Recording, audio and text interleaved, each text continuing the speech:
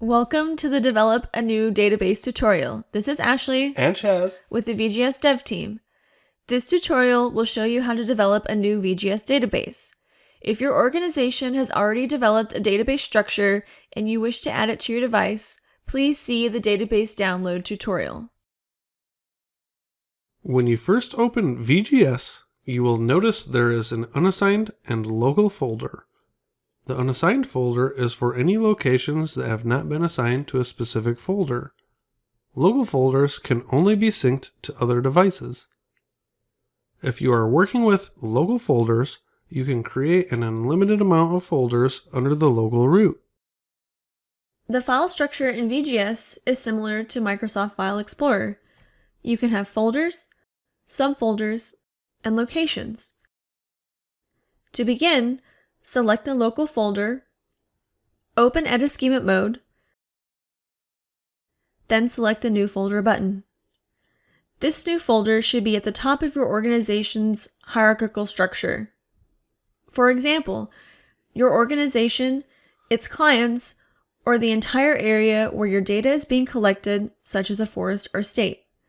By default, every new folder is ready to be renamed once created.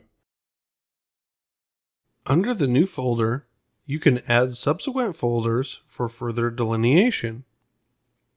To create a subfolder, highlight the folder in Edit Schema mode and click the New Folder button.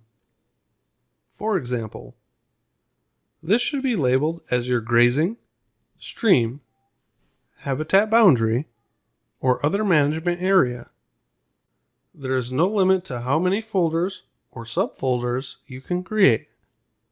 You can also edit all folder names anytime you are in Edit Schema mode. Once you have created your folder structure, save your schema edits by selecting the Save All Schema Edits button.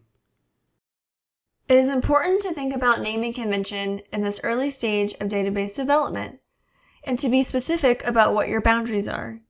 For example, if you are naming a folder East Crawford, is it East Crawford Allotment, MLRA, Habitat, or Watershed?